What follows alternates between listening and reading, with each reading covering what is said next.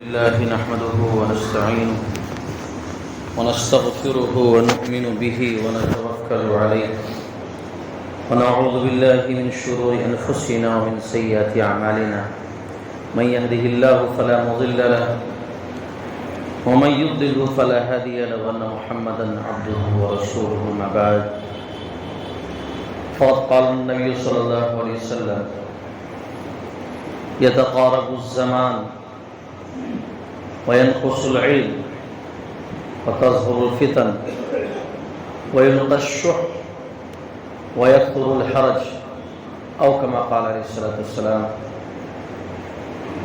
معزز بزرگان، دوستوں اور عزیز ساتھیوں، فتنے کے بعد سے آپ کے سامنے بہت ساری باتیں آئی، ان میں کی ایک کڑی آج بھی آپ کے سامنے پیش کرنے جا رہا ہوں۔ فتنے کے بارے میں اچھے سے جان چکے، فتنے کا معنی آزمائش، امتحان، ابتلا، ٹٹولنا، دیکھنا، پرکھنا، جاننا، یہ سب فتنے کے ابواب میں سے الگ الگ اجزاء ہیں۔ ایک چیز نبی کریم صلی اللہ علیہ وسلم نے فرمایا، یتقارب الزمان۔ یتقارب الزمان کا مطلب یہ ہے کہ ٹائم شارٹ ہو جائے، وقت کی برکت ختم ہو جائے گی۔ جو گھڑیاں چل رہی ہیں اس میں جو برکتیں تھیں، اس میں جو وسعتیں تھیں، کشادگی تھی، کہ تھوڑے وقت میں زیادہ کام آدمی کر لیتا تھا، اب زیادہ وقت میں تھوڑا بھی کام کرنا اس کے لیے مشکل ہو جائے گا۔ اور یہ حقیقت ہے کہ نبی کریم صلی اللہ علیہ وسلم نے جو پیشن گوئی فرمائی تھی ہمارے سامنے ہے۔ ابھی چھوٹا بچہ تھا، بڑا ہو گیا، شادی ہو گئی، بچے ہو گئے۔ ابھی پچھلے سال یہ معاملہ تھا، ابھی یہ ہو گیا۔ اسی طرح سے ابھی جمعہ جاتا نہیں کہ دوسرا جمعہ تیار ہوتا ہے، ہفتہ گزر جاتا ہے، سال گزر جا رہے ہیں، مہینے یوں ہی گزر رہے ہیں۔ تو یہ اصل میں جو ہے وقت کی برکت کھینچ لی گئی۔ اس کی بہت واضح مثال سمجھ لیجیے، وقت کی برکت کیا ہوتی ہے اور وقت کی بے برکتی کیا ہوتی ہے۔ یہاں پر بیٹھے ہوئے اکثر لوگوں نے 23 سال کو عمر تو پا لیا ہوگا۔ 23 سال کے اندر یا بالغ ہونے کے بعد کچھ 55 سال کے ہوں گے، کچھ 60 سال کے ہوں گے۔ ہم نے کیا کر لیا؟ کتنی عبادتیں کر لی، کتنے ہم نے کارنامے انجام دے دیے، اسلام کے لیے کیا کیا، دین کے لیے کیا کیا، قرآن کے لیے کیا کیا، حدیث کے لیے کیا کیا، مسلمانوں کے لیے کیا کیا، پڑوسیوں کے لیے کیا کیا، گھر والوں کے لیے کیا کیا۔ ہمارے نقشے پہ تو صرف ذہنی منصوبے ہو گئے، ذہنی منصوبے ہو گئے۔ 55 سال کے ہو گئے، کیا کیا؟ اگر کھڑے ہو کر بول دیا جائے تو شاید 2-4 کے علاوہ کچھ نہیں کہنا سکتے۔ وقت برکت نہیں، لمبی عمر پائی۔ نبی کریم صلی اللہ علیہ وسلم کو دیکھ لیجیے، آپ صلی اللہ علیہ وسلم نے صرف نبوت کے 23 سال پائے، صرف 23 سال بس۔ اور 23 سال کے اندر نبی کریم صلی اللہ علیہ وسلم نے پوری دنیا کے نقشے کو بدل دیا۔ اس سے بڑی برکت نہیں مل سکتی، ٹائم کی برکت ہے۔ بہت شارٹ ٹائم، بہت شارٹ ٹائم۔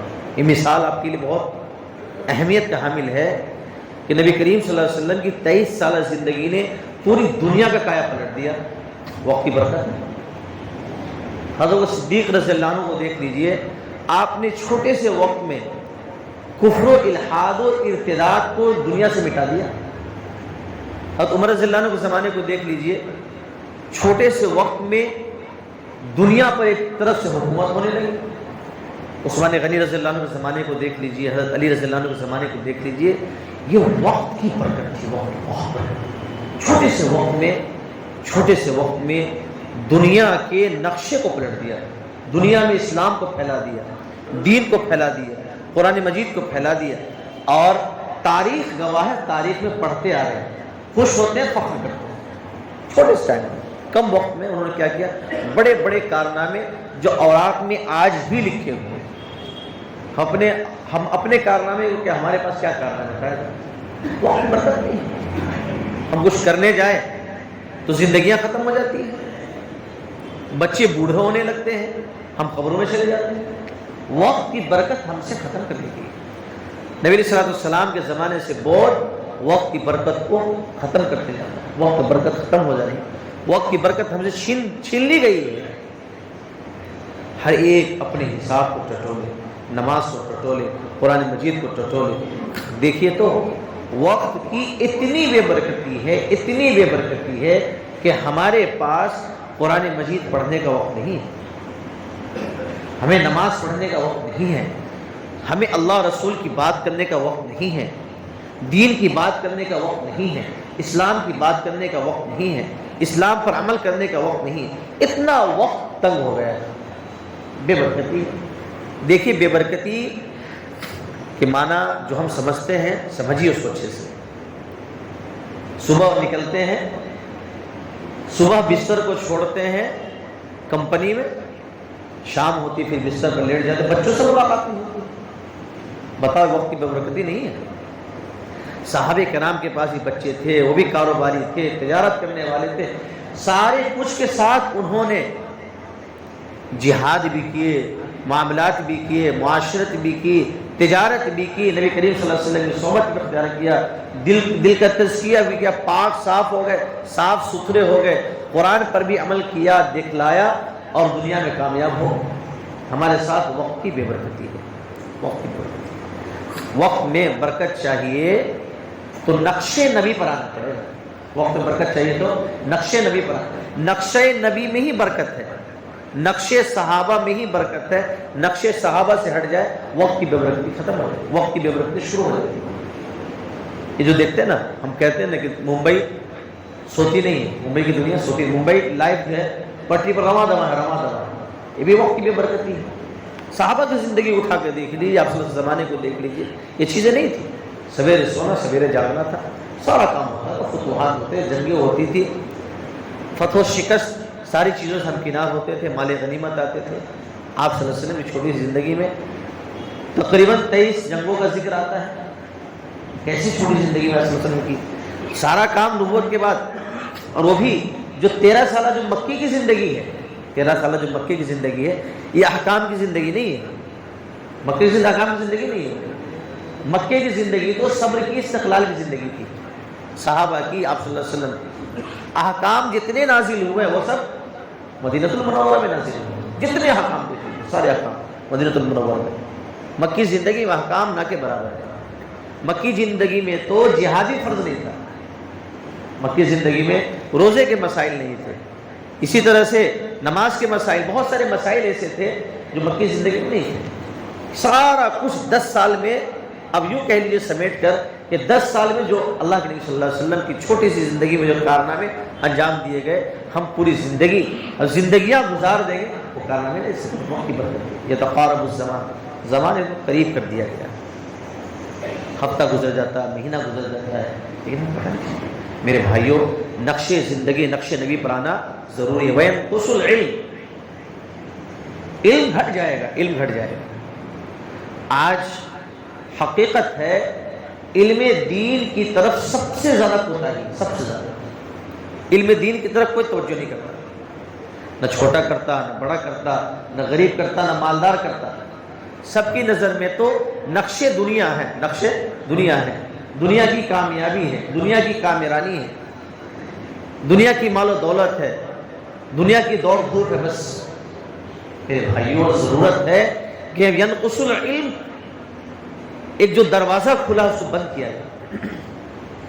اور آج تو غریبوں کے والدین اور غریبوں کی اولاد نے علم دین حاصل کرنے کا ٹھیکہ لیا ہے. بس بڑے بڑے مالدار, بڑے بڑے لوگ, بڑے بڑے پڑھے لکھے لوگ, انہوں نے تو علم دین سے اپنا منہ ہی موڑ لیا ہے. بس مسائل پر اتفاق کر لیں, اماموں پر اتفاق کر لیں, مفتیان کرام سے مسئلے پوچھ لیں. میرے بھائیوں, یہ دنیا کا بھی دھوکہ ہے اور دین کا بھی دھوکہ ہے.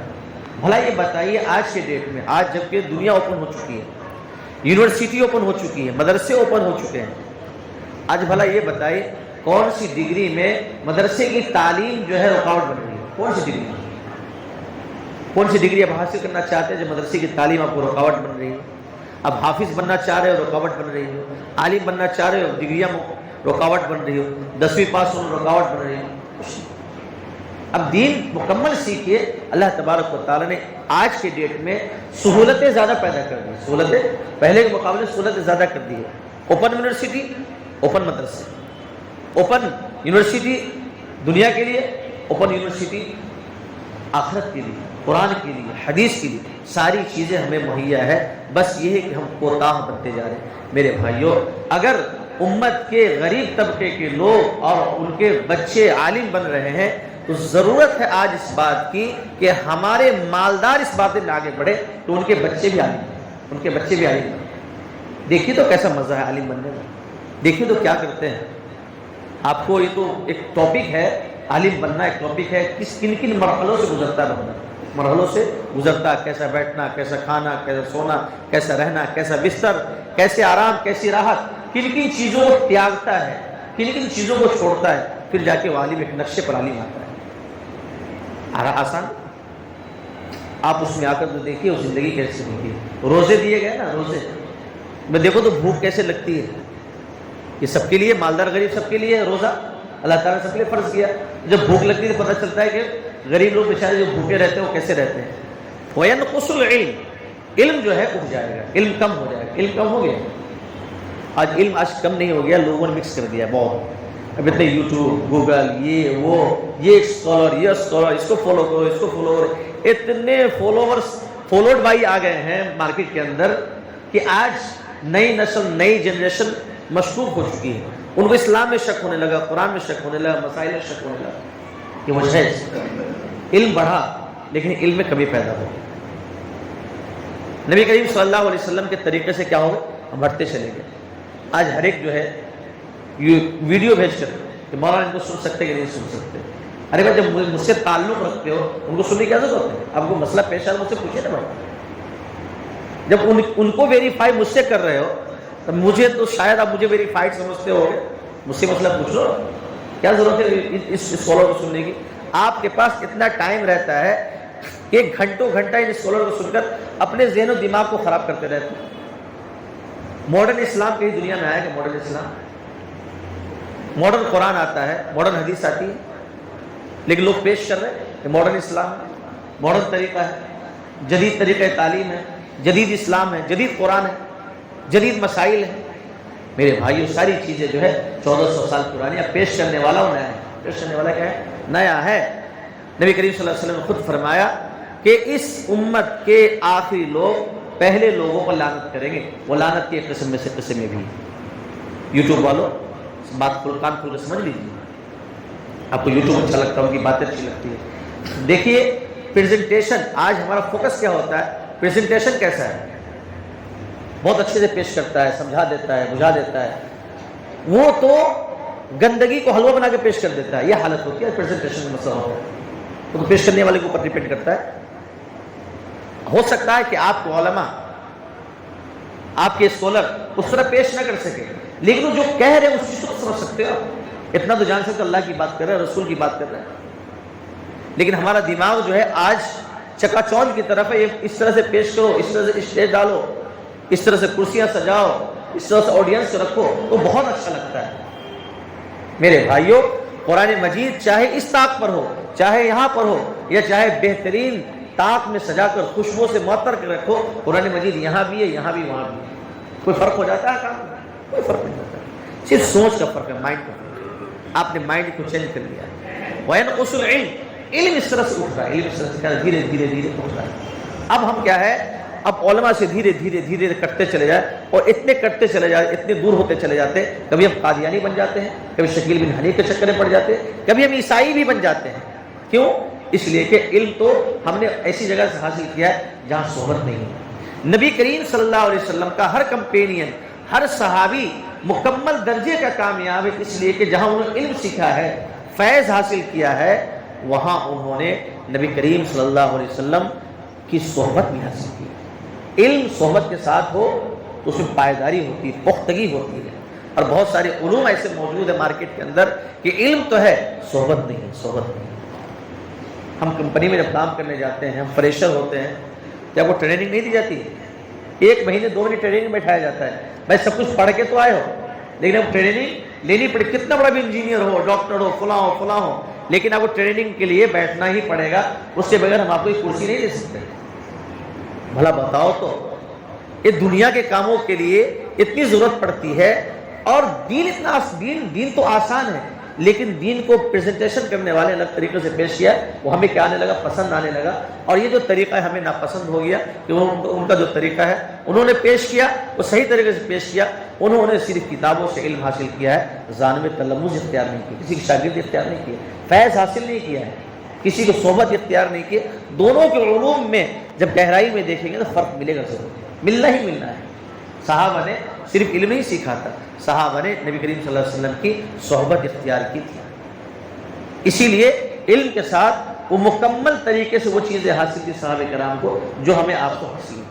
تو علم کے ساتھ اگر صحبت ہو تو علم پختگی ہوتی ہے، علم میں اللہ تبارک و تعالی جلا پیدا کرتا ہے، علم روشنی پیدا کرتا ہے، علم میں تاثیر رکھتا ہے، اور اس میں وقتیہ چیزوں میں وہ چیزیں آ کر دیکھیے، آج قادیانی ہو ان کے پاس بھی قرآن حدیث سے دلیل ہے، شکیل بن حنیف ہو اس کے پاس بھی قرآن حدیث سے دلیل ہے، اور آپ کے پاس چونکہ ان چیزوں کا علم نہیں ہوتا ہے اور وہ چیز صرف اچھی لگتی ہے، دور سے دیکھی ہوئی چیز اچھی لگتی ہے، جب قریب آتی ہے وہ خراب نہیں لگتی، اس کو قریب کیجئے، دیکھیے اس کو قریب کر کے دیکھیے تو پتہ چلتا ہے کہ بھائی یہ تو بہت خراب چیز ہے۔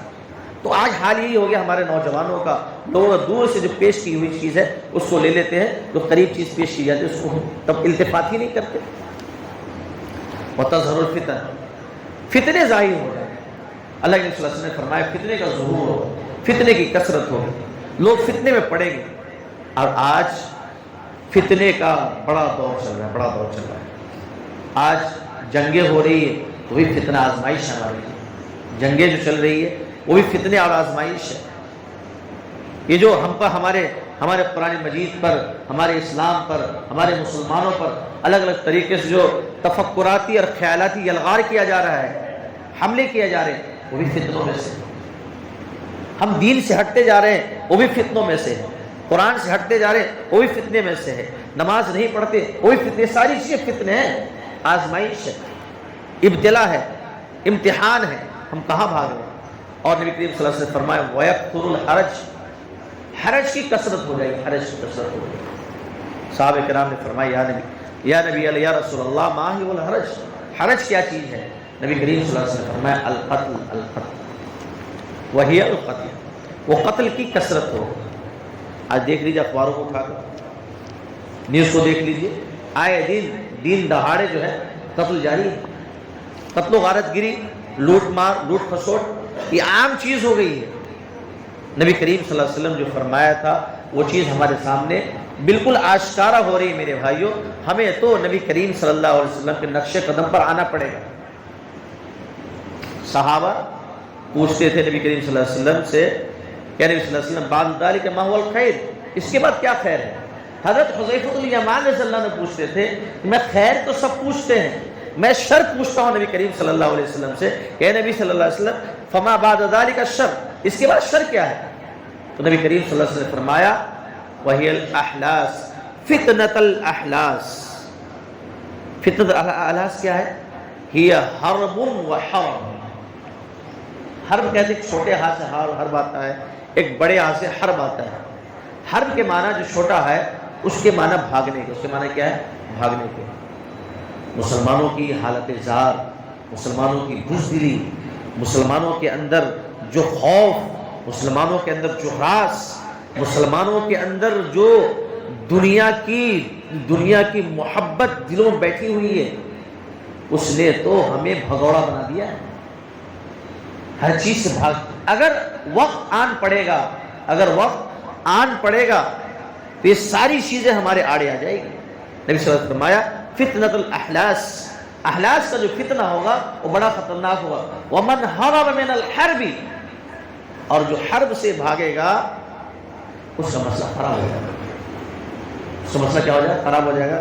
یہ شاید سر سے اوپر والی بات میں نے کہہ دی، شاید یہ جنگی معاملے جو ہوتے ہیں، کچھ ایسے معاملات پیش آ جائے جو ابھی حالات چلتے رہتے ہیں، اگر صورتحال فرض پر آ جائے تو مسلمانوں میں سے تو بھاگ جائیں گے میدان چھوڑنے کی صورت میں ایمان بھی جانے کا خوف رہے گا۔ یہ اصل بتانا چاہ رہا تھا وہی الحرب، اول حرب، اور نبی کریم صلی اللہ علیہ وسلم نے فرمایا کہ فتنۃ الاحلاس میں سے وہ حرب ہے، حرب کے معنی جنگ کیا ہے۔ آج گاہے بگاہے دن بدن ہر وقت جو ہے حالت جنگ بنتی چلی جاتی ہے، علاقائی اور جو ہے صوبائی یا عالمی طریقے سے جنگ کی حالت بنتی جاتی ہے، پھر کبھی ٹھیک ہو جاتی ہے، پھر جنگ ہو جاتی ہے۔ پچھلے گزشتہ سالوں کو دیکھ لیجئے، جنگی حالت میں ہم لوگ سب، پوری دنیا جنگی حالت میں۔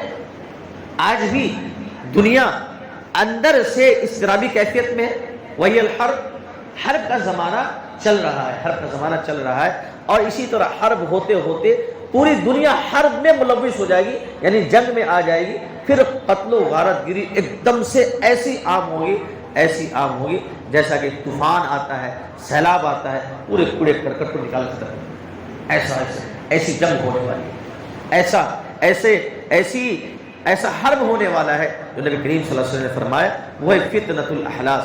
جب دنیا اس میں مبتلا ہوگی تو کثرت سے انسان ختم ہو گئے، کثرت سے انسان نصف و نابود ہوں گے، کثرت سے گھر ٹوٹیں گے، کثرت سے جو بلڈنگیں آپ دیکھ رہے ہیں، عمارتیں دیکھ رہے ہیں، وہ ملبے میں تبدیل ہو جائیں گی، اور اس کی صورتحال ہمارے سامنے موجود ہے۔ یہ کمزور انسان پر مضبوط انسان حملے پر حملہ کرتا رہے تو ظاہر سی بات ہے کمزور کا نقصان تو زیادہ ہوگا، کہ اس کے گھر گریں گے، اس کے لوگ زیادہ مریں گے، لیکن جو دوسرے دائرے کے لوگ ہیں، وہ جو سلسلۃ الاسلام، جو اسلام کا سلسلہ جو ہے، اس کی جو کڑی ہے وہ تو ہر دن سے جڑی ہوئی ہے۔ یہ مسلمان ہے، اس سے بھی سلسلہ جڑا ہوا ہے، یہ اس ملک کا ہے، مسلمان ہے، اس سے بھی سلسلہ جڑا ہوا ہے، اس سے تو ہم نہیں آ سکتے۔ تو جیسے کہ مسائل چل رہے ہیں آج دنیا میں، آپ کھول کر دیکھ رہے ہیں، تو یہ چل رہا ہے، حالت الحرب جو ہے چل رہا ہے۔ نبی کریم صلی اللہ علیہ وسلم نے فرمایا تھا، تو ہم اگر وہاں کسی بھی صورت میں کسی طرح سے اگر مدد نہیں کر سکتے تو ایک مدد تو ہمارے لیے ضرور ہے، وہ دعا، وہ دعا، الدعاء سلاح المومن، دعا جو ہے مومن کا ہتھیار ہے، مومن کا کیا ہے؟ ہتھیار ہے۔ تو حالت جنگ میں ہم سبھی لوگ ہیں میرے بھائی، یہ جنگ جو چل رہی ہے یہ حالت صرف ان کی نہیں میرے بھائی، ہم پوری دنیا پورے مسلمان امر کی بات کر رہے ہیں، لیکن ظالم لوگ تو ظلم کی بات کر رہے ہیں اور ظلم بڑھاتے ہی چلے جا رہے ہیں۔ وہی الحرب، نبی کریم صلی اللہ علیہ وسلم نے فرمایا تھا وہ حرب ہے، بے چینی دنیا کی بڑھتی چلی جا رہی ہے، امر کی بات چل جا رہی ہے، لیکن ظالم اپنا ظلم بڑھاتا ہوا چلا جا رہا ہے۔ یہ حرب دنیا کو، یہ بات سمجھ لیجئے گا، یہ دنیا کو جنگ میں دھکیلنے کی پہلی کڑی ہے، بہت اچھے سمجھ لیجیے، دنیا کو جنگ میں دھکیلنے کی پہلی کڑی ہے، کہ اگر یہ سلسلہ دراز ہوتا چلا گیا اور یہ مسئلے بڑھتے چلے گئے تو ہو سکتا ہے، امید ہے، طویل امید ہے اس بات کی کہ حضرت امام مہدی علیہ رضوان کا ظہور بھی ہو جائے، حضرت عیسیٰ علیہ السلام کا نزول بھی ہو جائے، یہودیوں کا خاتمہ بھی ہو جائے، اور اس کے بعد جو ہے قیامت کا قیام ہو جائے۔ یہ سلسلہ اگر نہیں رکا یا دراز ہو گیا، یہ مسائل آپ کے سامنے آپ کو سمجھ نہیں، ہمیں کیا کرنا پھر ایسی صورت میں؟ نبی کریم صلی اللہ علیہ وسلم نے ایک اور جگہ فرمایا وہ فتنۃ الدحما اور فتنۃ العمیٰ والصمہ، ایسے فتنے آئیں گے جو اندھے ہوں گے، بہرے ہوں گے، گونگے ہوں گے، اندھیرے میں ہوں گے۔ ایک فتنے چل رہے ہیں، وہ فتنے سنتے نہیں، وہ فتنے دیکھتے نہیں، اندھیرے میں ظاہر سی بات ہے کسی کو ٹکر لگ جائے، ہر قدم ہمارا جو ہے فتنے کے اوپر ہے۔ میرے بھائیوں، بچنے کا ایک ہی طریقہ ہے، نبی کریم صلی اللہ علیہ وسلم بچنے کا ایک ہی طریقہ ہے، اور بھی احادیث ہے حضرت حذیفہ الیمان رضی اللہ عنہ کے بارے میں، جب کہا کہ ایسے فتنے جاری ہو جائے کہ اندھے بہرے اور اندھیرے میں ہو، تو نبی صلی اللہ علیہ وسلم نے فرمایا کہ حذیفہ اگر تم اس وقت زندہ نہیں رہو تو ٹھیک ہے، اگر زندہ رہے تو جنگل میں چلا جانا اور پیڑ کی جڑ کی لکڑی چبا کر اپنی زندگی گزار لینا، لیکن فتنے کو مت پڑھنا۔ اللہ تبارک و تعالی ہم سب کو تمام فتنوں سے محفوظ فرمائے۔ وآخر دعوانا ان الحمد للہ رب العالمین۔